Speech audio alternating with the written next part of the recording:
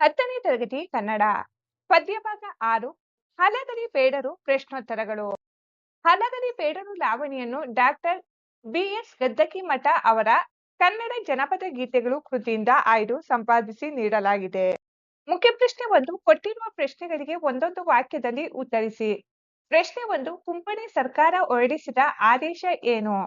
ಉತ್ತರ: ಸರ್ಕಾರದ ಅನುಮತಿ ಇಲ್ಲದೆ ಭಾರತೀಯರು ಶಸ್ತ್ರಾಸ್ತ್ರಗಳನ್ನು ಹೊಂದುವಂತಿಲ್ಲ ಮತ್ತು ತಮ್ಮಲ್ಲಿರುವ ಆಯುಧಗಳನ್ನು ಸರ್ಕಾರಕ್ಕೆ ಒಪ್ಪಿಸಬೇಕು ಎಂಬ ನಿಶಸ್ತ್ರೀಕರಣ ಕಾಯ್ದೆಯ ಆದೇಶವನ್ನು ಹೊರಡಿಸಿತು.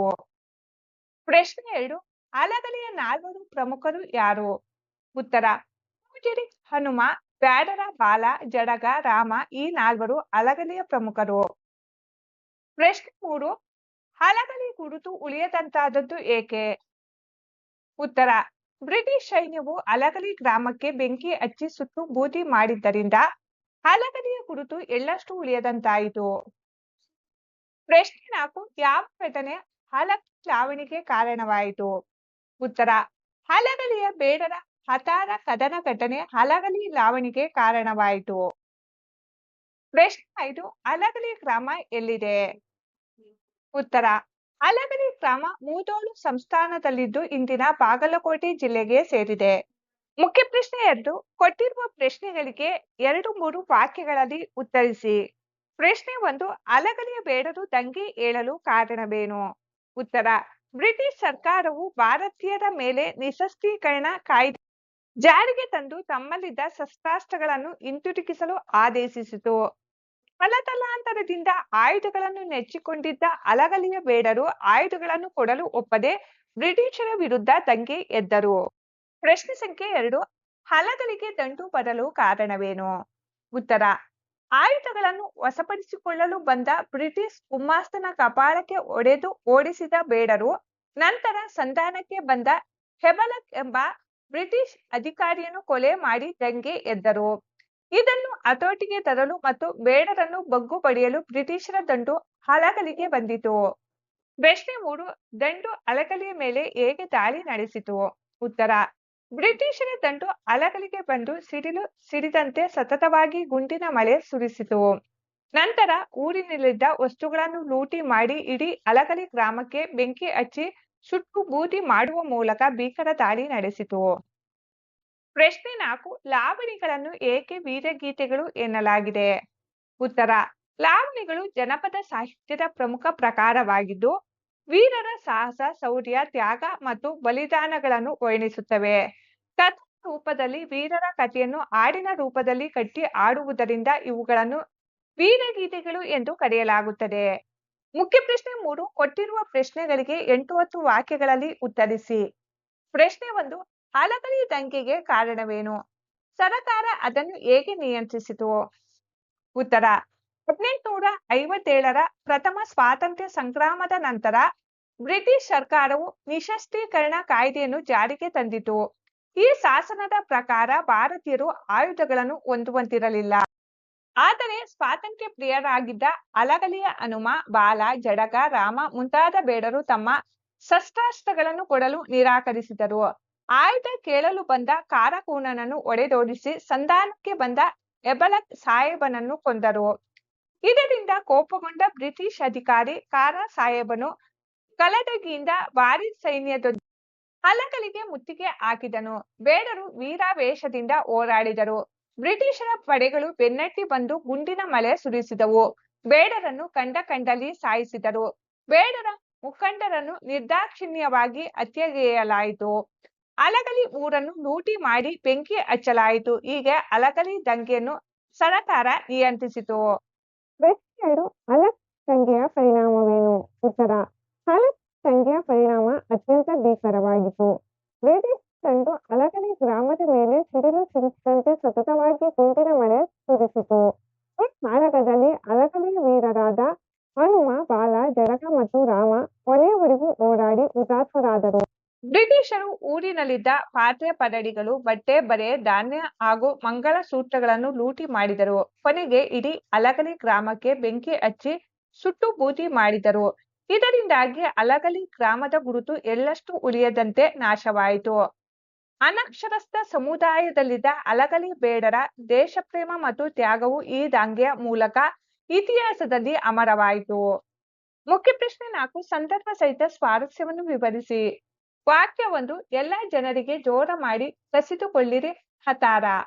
ಆಯ್ಕೆ ಈ ವಾಕ್ಯವನ್ನು ಡಾಕ್ಟರ್ ಬಿ.ಎಸ್. ಗದ್ದಗಿಮಠ ಅವರು ಸಂಪಾದಿಸಿರುವ ಕನ್ನಡ ಜನಪದ ಗೀತೆಗಳು ಕೃತಿಯಿಂದ ಆಯ್ದ ಹಲಗಲಿ ಬೇಡರು ಎಂಬ ಲಾವಣಿಯಿಂದ ಆರಿಸಲಾಗಿದೆ.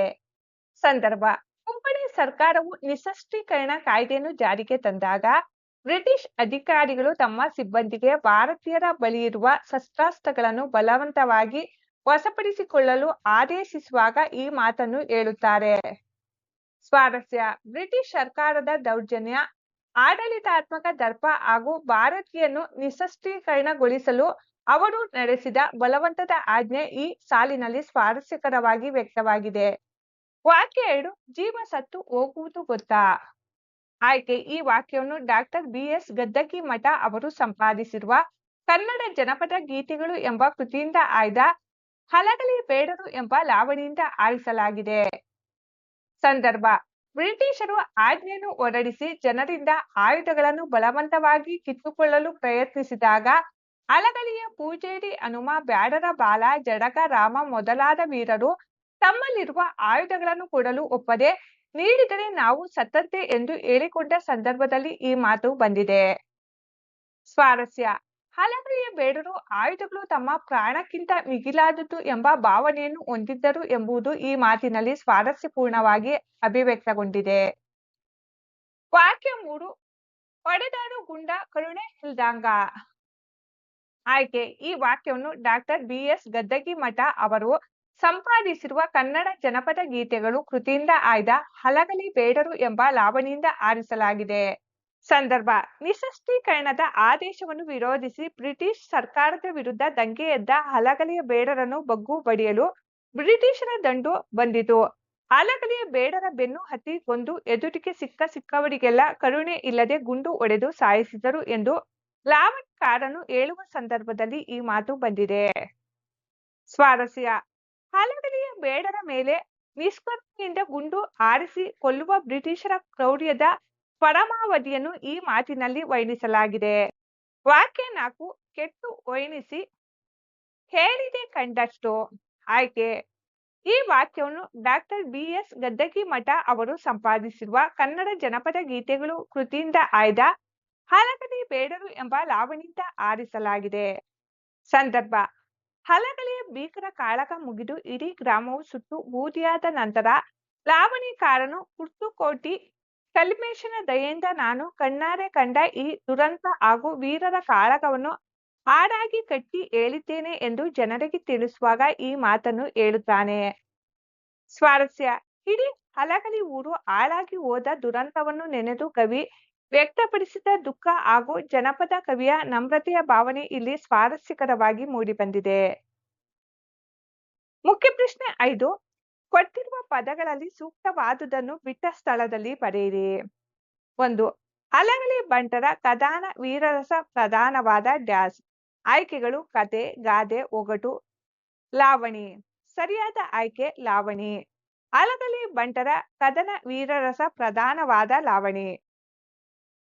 ವಾಕ್ಯ 2 ಹಲಗಲಿಯು ಈಗ ಈ ಜಿಲ್ಲೆಗೆ ಸೇರಿದೆ. ಆಯ್ಕೆಗಳು ಬಾಗಲಕೋಟೆ, ಕಲದಗಿ, ಮೂದೋಳ, ಹೆಬ್ಬಲಕ. ಸರಿಯಾದ ಆಯ್ಕೆ ಬಾಗಲಕೋಟೆ.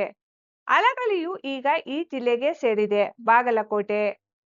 ವಾಕ್ಯ 3 ಕೊಂಕಣಿ ಸರ್ಕಾರ ಜಾರಿಗೆ ತಂದ ಶಾಸನ ಡ್ಯಾಶ್.